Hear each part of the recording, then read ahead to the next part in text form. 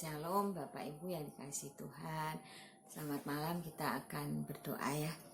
Bapak, terima kasih untuk malam ini kami boleh bersama-sama dalam mesbah keluarga.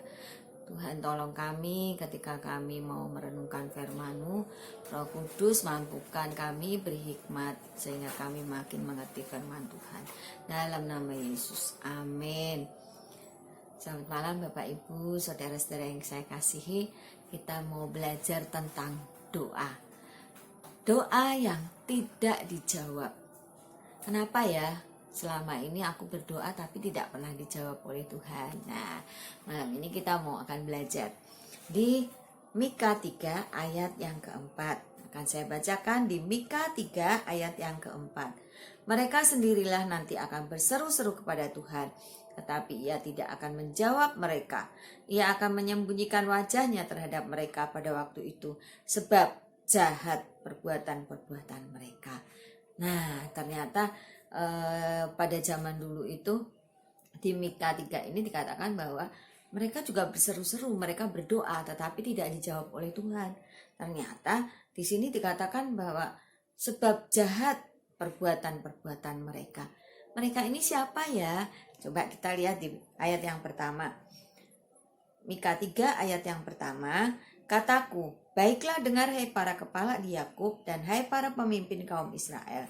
Bukankah selayaknya kamu mengetahui keadilan, hai kamu yang membenci kebaikan dan yang mencintai kejahatan. Nah, Bapak Ibu yang dikasihi Tuhan, mereka itu ternyata adalah pemimpin kaum Israel. Ya, mereka ini harusnya ngerti keadilan, tetapi yang pertama kita baca ini yaitu kenapa doa mereka tidak dijawab. Ternyata mereka adalah orang-orang yang mengerti firman tapi benci kebaikan. Nah, maksudnya apa? Misalnya nih, contohnya saya kasih ya. Contohnya misalnya kalau ada orang yang lebih pintar dari kita, wah, rasanya nggak suka. Nah, ada lagi orang yang merasa ada orang yang lebih kaya dari kita. Wah, kok ada orang yang lebih kaya dari aku ya? Aduh, aku gak suka. Gimana caranya aku untuk supaya bisa menjatuhkan dia? Gimana caranya ya supaya dia itu jatuh miskin? Gitu ya. Terus misalnya lagi nih, ada orang yang lebih tinggi kedudukannya. Ada orang yang mungkin di kantornya ada orang yang lebih tinggi, lebih pangkatnya lebih tinggi.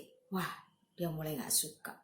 Gimana caranya ya supaya dia itu keluar dari pekerjaan itu? Gimana caranya ya supaya dia itu tidak duduk di situ? Harusnya kan aku nih yang duduk di situ. Dengan caranya yang jahat, mungkin dengan caranya dia kedukun, dengan caranya dia melakukan hal-hal yang cari muka.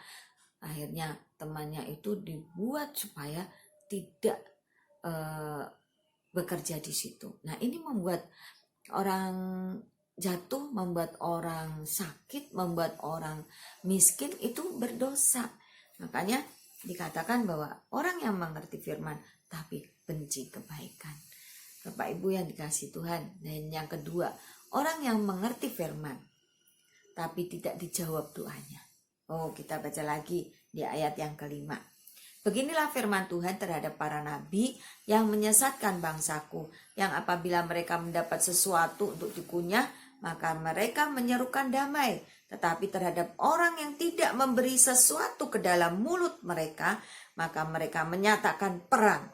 Nah, ternyata ada dari orang-orang yang mengerti firman, tetapi mereka benci kebaikan.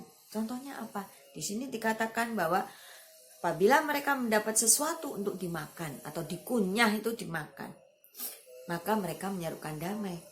Tapi kalau ada orang yang gak ngasih sesuatu, maka mereka menyerukan perang. Boleh dikata yang simpelnya, mereka tuh orang yang suka disuap. Kalau dikasih sesuatu, wah, dia baik-baik. Ya udah kita berteman gitu. Tapi ketika dia nggak dikasih sesuatu, dia marah, dia benci, dia musuhan. Nah, itu orang yang mengerti firman Tuhan tetapi dia benci kebaikan. Misalnya seperti itu. Jadi Bapak Ibu yang dikasihi Tuhan, jangan sampai kita anak-anak Tuhan yang mengerti firman Tuhan tapi punya motivasi yang salah. Kalau ke gereja ya udah kita datang cari Tuhan. Ke gereja jangan cari teman yang kaya.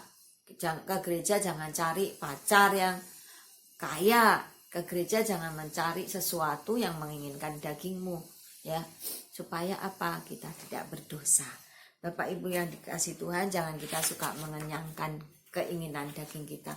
Karena orang yang mengenyangkan keinginan daging, dia akan celaka. Coba kita baca di Mika yang ke pasal yang kedua ayat yang pertama. Mika pasal 2 ayat yang pertama. Celakalah orang-orang yang merancang kedurjanaan dan yang merencanakan kejahatan di tempat tidurnya, yang melakukannya di waktu fajar, sebab hal itu ada dalam kekuasaannya. Jadi kalau ada orang yang merancangkan kejahatan, ada orang yang melakukan kejahatan, ada orang yang baru berencana aja, itu akan mengalami kecelakaan. Ini firman Tuhan. Jadi Bapak Ibu yang dikasihi Tuhan, mari kita akan koreksi diri kita. Apakah masih ada hal-hal yang jahat? Kalau ada, mari kita minta ampun pada Tuhan. Kita hidupnya berubah. Kita menjadi orang-orang yang mengerti kebenaran dan melakukan yang baik. Apa yang diinginkan Tuhan dalam hidup kita, yaitu supaya kita doa kita dijawab oleh Tuhan. Bapak Ibu yang dikasihi Tuhan, memang luar biasa ikut Tuhan. Karena itu, kalau Bapak Ibu ingin doanya dijawab Tuhan, Bapak Ibu harus melakukan firman Tuhan. Tuhan Yesus memberkati. Amin. Kita akan berdoa. Terima kasih Bapa untuk malam ini buat firman-Mu. Biarlah firman-Mu menjadi berkat buat setiap kami, agar kami menjadi orang-orang yang hidup benar, mencintai firman Tuhan dan melakukan kebaikan. Dalam nama Yesus. Amin.